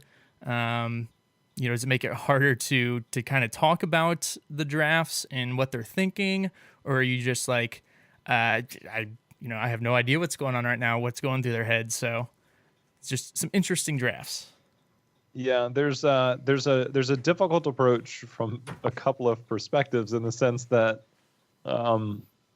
it's your job as a caster to make people understand that they're watching some of the best teams in the world with innovation, with a lot of things that they do. And so it's your job to try and promote these things, and you can't just be like, oh, this draft looks good, this draft looks better. You have to have reasons why it could work and why it won't work. And then you have the draft that Roll20 had against Ballistics, and you want to support it, but you're not entirely sure how, because you see the success rate of this being at about 1%. And I was trying to find all the words for it while on the desk and analyzing this, is that it felt like it's a composition that they drafted very, like, at some point in their draft, in their scrims. And so it felt like it was strong enough that no matter what it goes up against, that they would be okay. But again, playing against one of the top 3, top 2, top 4 teams in the world, however you want to look at it, and trying to pull off this composition against people that will destroy this. And they might have had success against some top teams in scrims, but we're talking about doing this on the biggest stage of the year. And it felt, everybody in this audience, everybody on the desk, even the casters, everybody looked at this like, we don't know what they're doing or why they are doing it. It just flat out did not make sense. And so that's one of the ones that you think that, all right, you have to find a way to say that it could work if this. But at that point, you just, your belief in it is very limited. So that was the hard part as a caster. The other part is that's North America's team. Yep. They're going into a best of 3 on the deciding match on their BlizzCon lives against somebody coming in from another country. And you have to tell everybody in the audience, who is probably predominantly North American, and tell them why your team is going to win when you can't, And so that part is hard. The same for Fanatic's draft on Tomb of the Spider Queen. It felt very forced. They lacked wave clear. Fanatic's known for always having wave clear drafts. They're always known for having a wave clear on Tomb of the Spider Queen. But yeah, they have Medivh and Genji and Anna, and so things like that jump out at you, and you're not entirely sure what to make of it, and that's a hard thing. Something I've actually been thinking about while I was watching at BlizzCon, and I don't know if you know the answer to this, but so obviously the players have headphones on while they're drafting, they're talking to each other. How noise canceling are those? Or do you know if the players can hear as you guys are commenting on their draft? I'm sure some people, even if they can, are so into the draft that they're, not focused on what you guys are saying. But when it comes to, they think they have this comp that's going to work out for them, with like the Lost Vikings. Do you think can they hear everyone's just like, what the heck is happening? What's going on? And that affects, that like kind of shakes them? Well, they can hear the crowd when the crowd cheers, but my understanding, I don't know the BlizzCon stage, but generally they have earbuds in for game sound, and then they have noise canceling headphones that also have white noise pumped in, right? And they can adjust the level of white noise that's pumped in.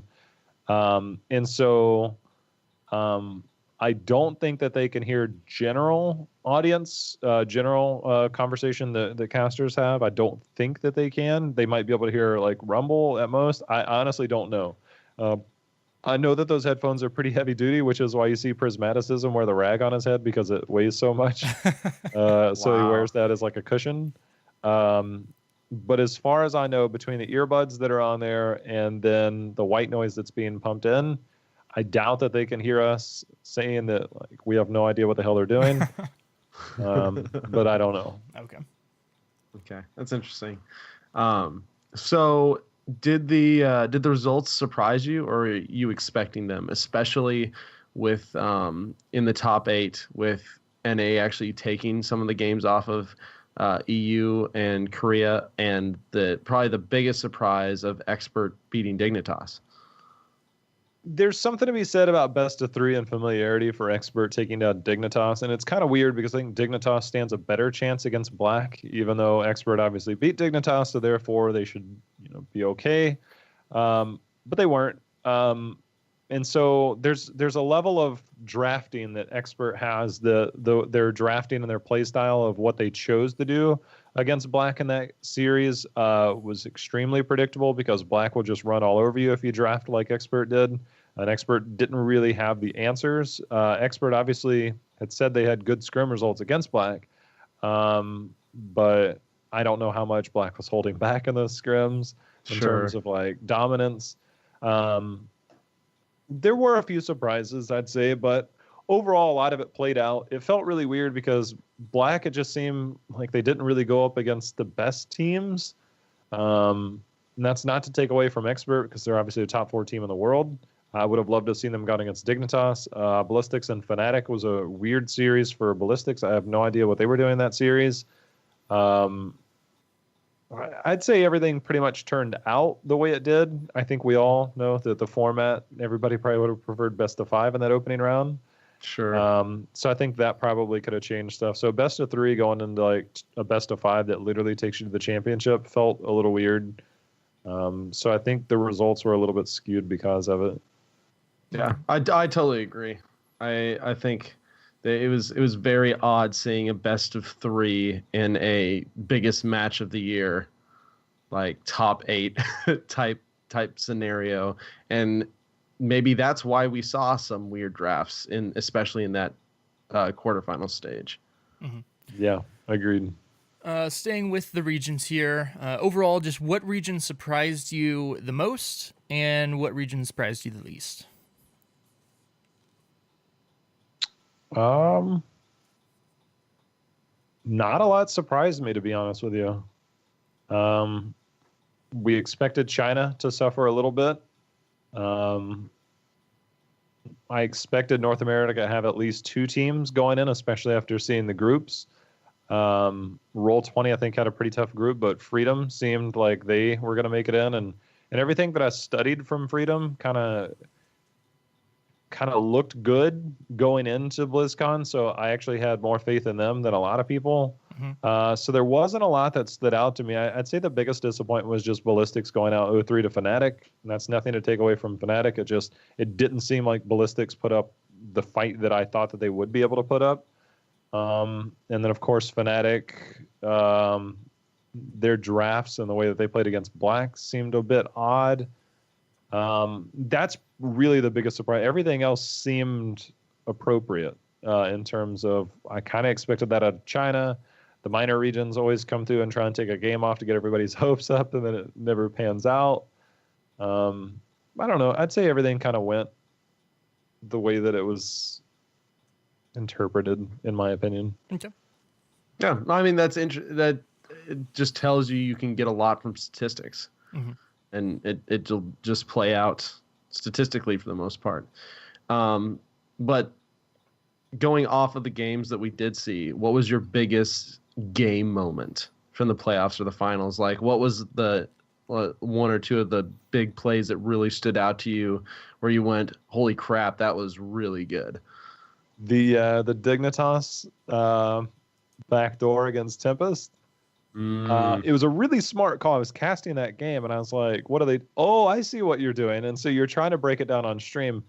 And the way that Tempest had to play that was the only way that they had a chance to win. And I mean the only way. If they play it any other way, they have zero chance of winning. zero chance of winning outside of some major catastrophe from Dignitas.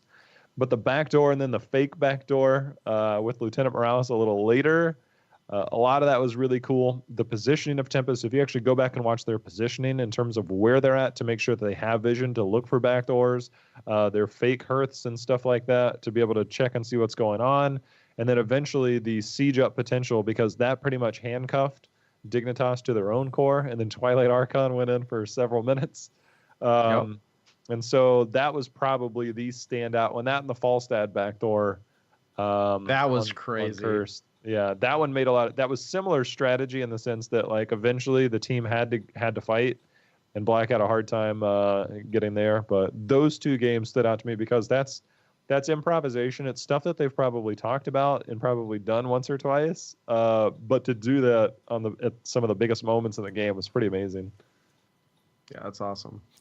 All right. And with some of the announcements we heard here at BlizzCon as far as the heroes, I think one of the biggest things stick out to me were the 2018 gameplay changes that are incoming for the camps, stealth heroes, fortifications. How do you feel about them? And also, what do you think towards their impact for the 2018 HGC season? Right away, the infinite ammo. I could probably pull up several examples within a few minutes of the way that some of the EU teams manipulate depleting ammo and then quick rotations and bursting down structures without threat. They do this probably better than anybody in the world between Fanatic and Dignitas, and even Expert at times. So those things really stand out to me because it's going to change the core concepts of some of these drafts and some of the way that people rotate. The health obviously is higher from the auxiliary tower that's now going to be gone, and the health is dispersed between the fort and the two towers. So they'll even be harder to kill, which will mean Greymane and other siege style heroes that are not specialists will have high priority towards stuff like that if people want to keep up that macro. That's pretty tremendous. I'm not a big fan of the amount of spell armor that the camps are giving. That feels really weird to me. And I think what the fire bats or something on Braxis, or whatever they are, The armor the debuff. health bats, Yeah. the debuff, I don't like that at all. I think that the numbers are way too high on that. And it really will dictate drafts more than anything. So I hope that they go back after the PTR phase and they retune some of that stuff, because I'm not a big fan of that at all. The stealth changes, I feel like they take stealth heroes out of the game, even though I think their intention is to keep them in the game by buffing them. But basically at that point, you have to buff them to be almost a standard hero, because right now, part of their kit, the reason why some of their things are limited is because they have invisibility to a certain extent. It's a pretty good invisibility on most levels. Maybe not competitive, but it does help. And so the new one means that their kits better be pretty damn good, because it's just not going to happen. Nova probably still not going to be there. Valera, they're going to have to do something crazy with her. Zeratul maybe because Void Prison, but I'm not a big fan of it. My anticipation, and this is zero insider information, is maybe there's another stealth hero coming at some point, so they want to get all this done. I don't know. Or maybe they're just trying to make them more viable.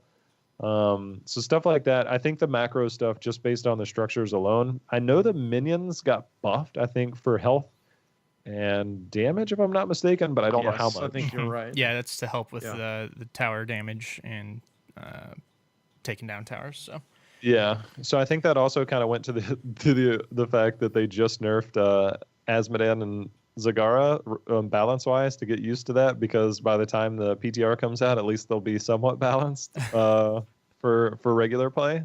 I don't know. I always look at everything through the spectrum, the prism of competitive, and I'd say the infinite ammo is probably the most. So I think what about the globes? Oh, the globes is really cool. Yeah, the globes that obviously might be really huge. Well, right now they're 6 seconds, and then going forward it'll be 4 seconds your own, and then 4 seconds neutral. So it'll be 8 seconds uptime with a 4-second window of it going either way. It really ups the laning phase. It's no longer just like clear the lane, let it push, deplete ammo, and then eventually you win the lane. Now there's actually going to be counterplay towards globes and that stuff. So that'll be particularly interesting. The early game phase will be a lot different for sure, but just mainly those changes. Maybe I'm missing something big, but the standardizing of objective timers, not necessarily the randomization, but they're going to be standardizing objective timers across and then giving more heads up for the randomized parts. Good and bad. I think it limits on some battlegrounds the amount of strategy you can put in.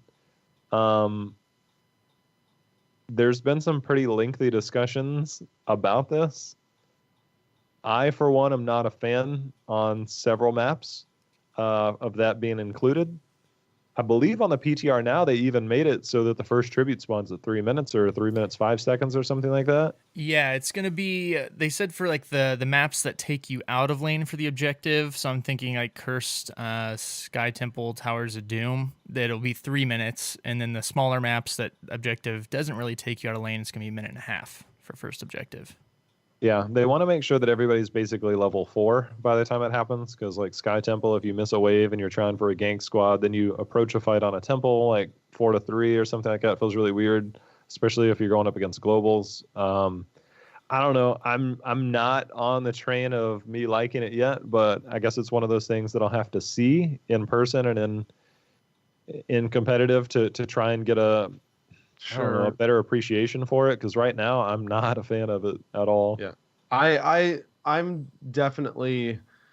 It's intriguing and it could be really interesting, but for me as well, it's definitely one of those things that I need to play with it for a while to see how it feels, because it's really hard to conjecture about it without really putting some time into it, just because the changes are so major. Mm-hmm. Yeah. All right. TBK, unless you got anything else? I think we're good. Thank you so much, Jay Howe, for talking with us and giving us some insight into the HGC. Like I said, I know you prepped a whole ton, and we really appreciate all the knowledge you've got.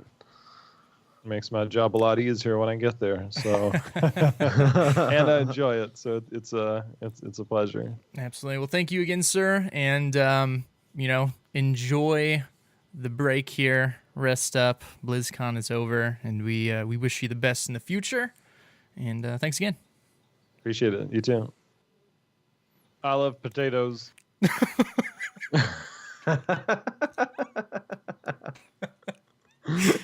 That's the best thing to come from the interview. I love potatoes. Definitely save that as a sounder.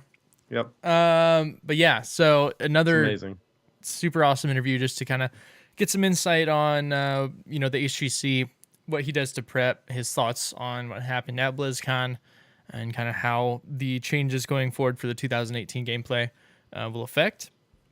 But yeah, another good one. A lot of good insight. It just kind of shows the extreme thought that can go into this game.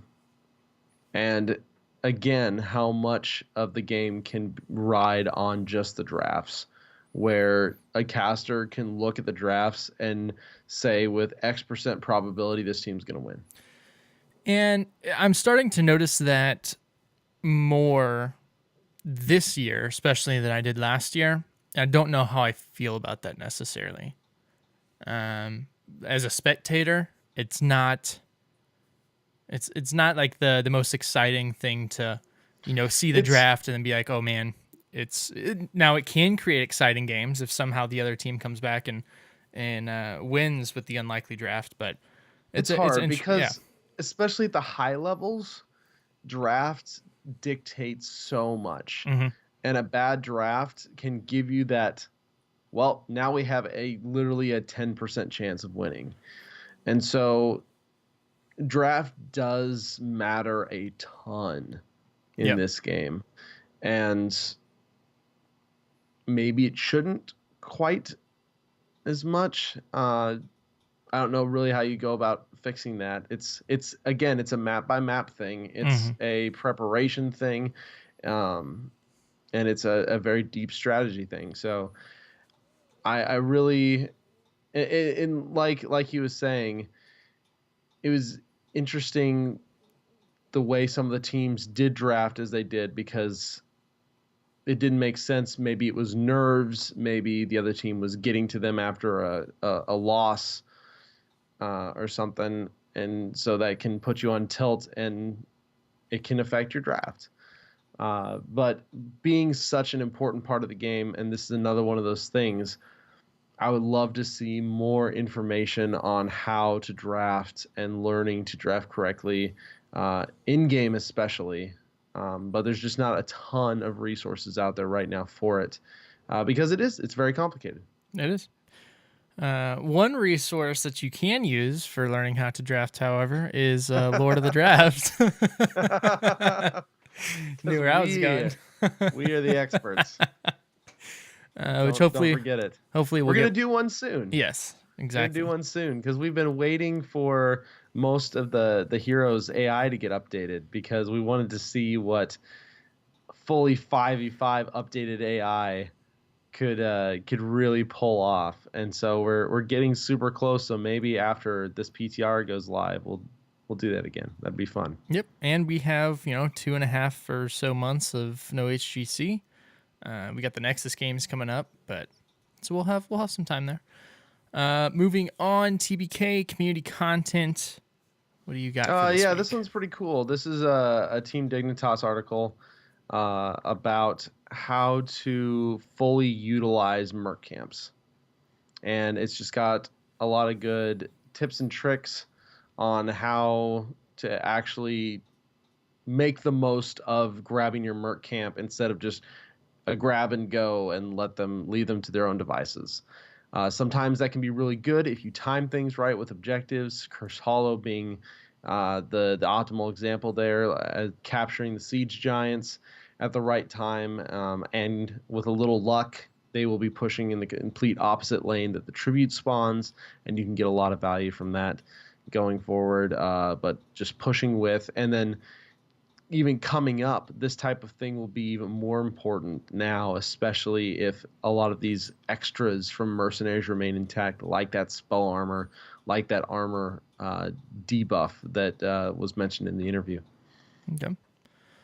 All right. And we do have some questions to get to this week. We're not going to be able to get to all of them, but I think we'll be able to get a couple here knocked out real quick.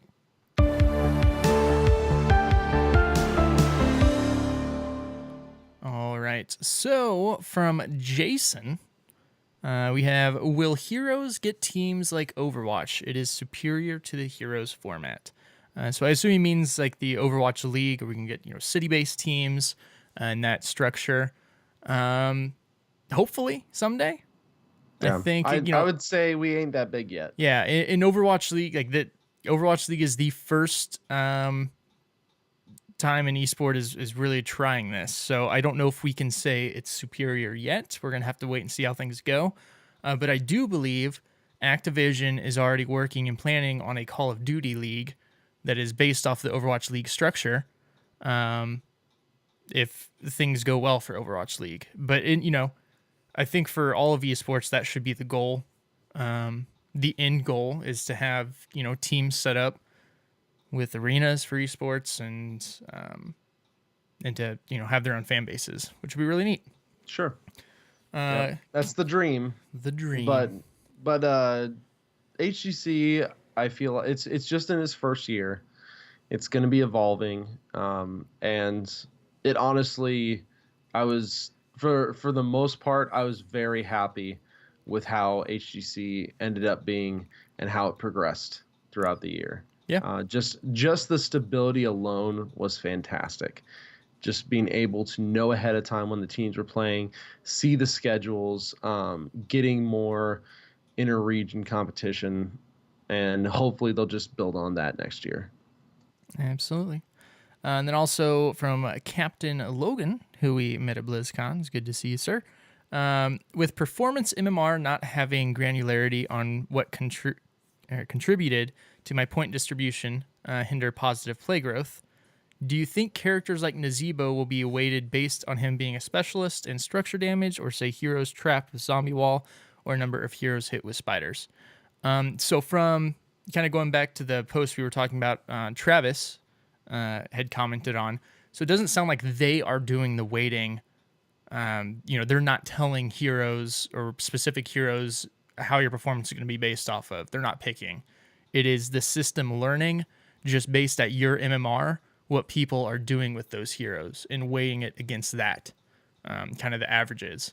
So yeah, and not just one specific stat either. Yeah, as you said, they're weighing 20 plus stats into what you're doing. So basically, do what you're supposed to do and do it well, and you'll get good results in theory. Yes. And then we did have one from Stemmed Sheep, but that could spark a little bit of discussion here, so we're gonna have to put that off till next week, I think. But I do love the name Stemmed Sheep. I think he left a comment or something along the lines, and he said, "We're all sheep in this world, but if I'm gonna be a sheep, at least I'm gonna be a stemmed one." It's pretty. This is a pretty good answer. But that is going to about wrap it up here for our post BlizzCon episode. But before we go, we'll tell you where we can be reached at. You can find us in game at just type space join. No space first. Type /join space LOTS, or you can join our Discord at www.bit.ly/lotsdiscord. We'll get you an invite there. It's also pinned at our Twitter. You can find us on Twitter and Twitch, Lords of the Storm, as well as Facebook at Lords of the Storm Podcast. Shoot us an email, feedback or questions at lordsofthestorm@outlook.com. We do love 5-star iTunes and Stitcher reviews. Those really help us out, kind of getting the word out there. And also, if you are wanting to support the show, you can do so over at patreon.com/Lords of the Storm. You can find us individually, myself at GizmoZord on Twitch, Twitter, Facebook, all of those things, as well as Convert to Raid presents the BattleNet News, which is Tuesdays at 10 p.m. Central. Multi, who is taking care of Baby Zord, you can find him at Multizord on Twitter, and as well as our sister show, the Overwatch show. It is the Cavalry Show on Twitter, and they are live Wednesdays at 7:30 p.m. on twitch.tv/The Cavalry Show. TBK, where can you be found? You can find me on Twitter at TBKZord and twitch.tv/TBKZord, where hopefully current plan is Friday, stream some heroes and get back to some hero streaming. I need a solid heroes day. I need a few hours of nothing but heroes. Yeah, it's been too long. We need to grind out some loot crates before the event's over. Yeah, seriously. All right, well, that's going to do it. Special thanks to our patron producer, Ouroboros Zord, for helping support the show. And also a special shout out to all the listeners we met at BlizzCon. It was awesome seeing you all in person. And thanks to Blizzard, Lana, Jade, everybody. Hope you guys enjoyed the show. Interviews, J-How. We'll see you all same time, same place next week, Wednesday night, 9 p.m. Central. Have a good one. Bye, guys. Enough. I shall do no more.